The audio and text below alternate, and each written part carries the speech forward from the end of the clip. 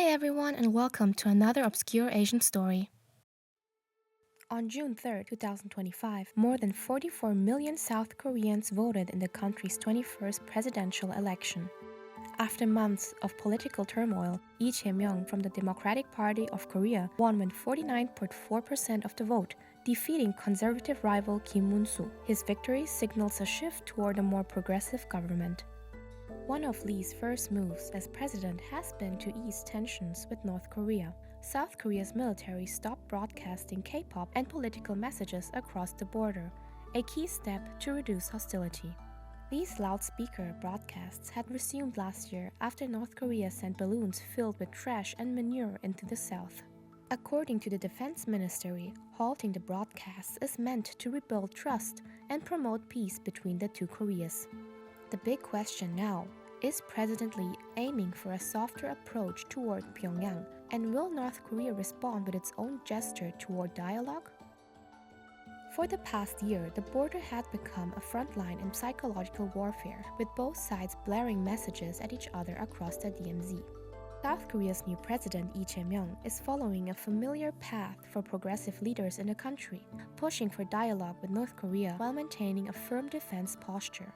In his inauguration speech, he emphasized that South Korea would stay strong militarily but remain open to communication and cooperation.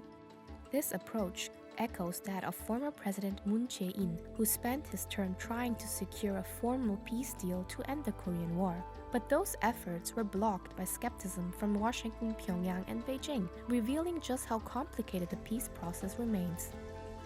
Now, Lee faces a new challenge. North Korean leader Kim Jong-un recently abandoned the country's long-standing goal of reunification with the South. Experts say this could make reconciliation harder since past efforts relied heavily on shared history and ethnic ties.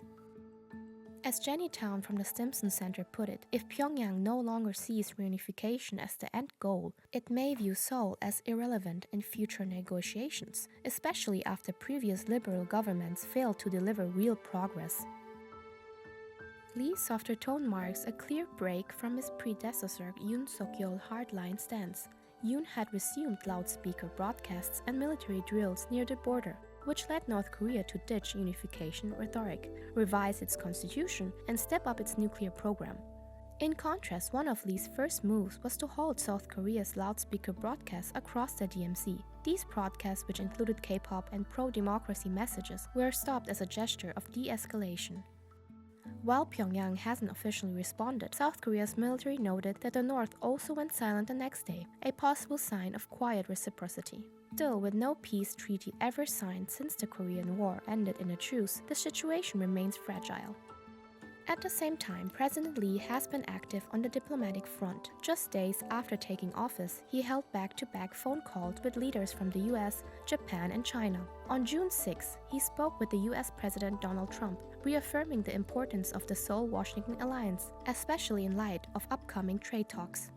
3 days later, he connected with Japanese Prime Minister Ishiba Shigeru to strengthen trilateral security cooperation. He also spoke with Chinese President Xi Jinping, focusing on practical diplomacy, economic ties, and the importance of multilateral engagement.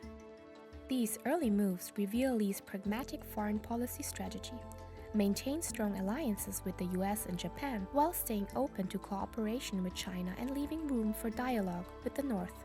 But it won't be easy. North Korea is deepening ties with Russia, and Kim Jong-un has pledged unconditional support for Moscow. While Lee may be interested in improving relations with Russia, analysts say any meaningful progress is unlikely without approval from Washington. As President Lee takes office, he faces a tough balancing act, managing deep political divisions at home while pursuing a realistic foreign policy in a region full of uncertainty. One major wildcard is Donald Trump. Now back in office, Trump has renewed interest in personal diplomacy with North Korean leader Kim Jong-un.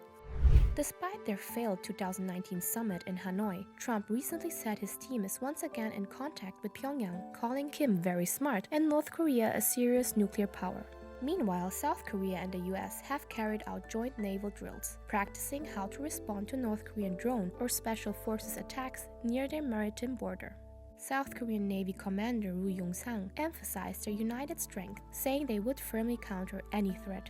Still, tensions are growing beneath the surface. While the U.S.-South Korea alliance remains strong on paper, disagreements are widening, especially over regional security, trade policy, and how to handle North Korea's growing nuclear capabilities. Things got worse when President Trump imposed a 25% tariff on South Korean imports, catching Seoul off guard. South Korean officials had assumed their long-standing free trade agreement with the U.S. would protect them from such moves. They are also worried that Washington's increasing focus on countering China might shift attention away from North Korea and pressure Seoul into taking a tougher line on Beijing, something South Korea wants to avoid.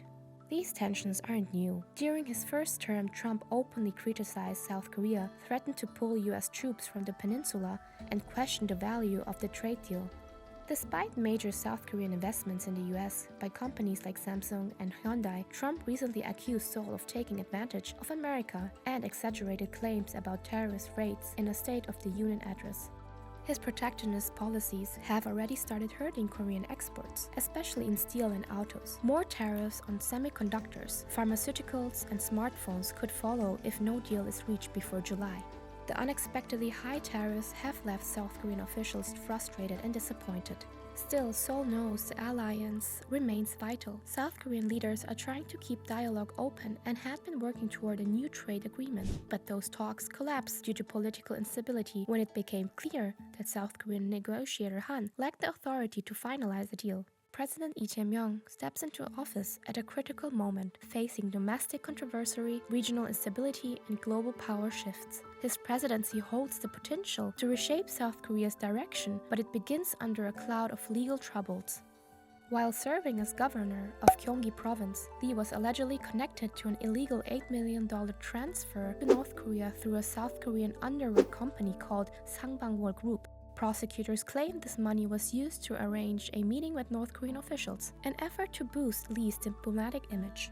They also accuse him of attempting to cover it up by pressuring a former vice governor, now in jail, to change his testimony. Lee has denied all accusations and says the investigation is politically motivated, timed just ahead of the 2024 general election. Supporters argue he's being targeted because he's a serious threat to the ruling People Power Party. Critics, however, say the prosecution is just doing its job. It's important to note that Lee has not been convicted of any crime. The case is ongoing and he remains innocent until proven guilty. But speculation continues, fueled by questions about the origin of his wealth and old photos linking him to known gangsters. Against this backdrop, Lee's broader goal remains unclear. Is it peace? Is it reunification? Or is it about expanding South Korea's influence?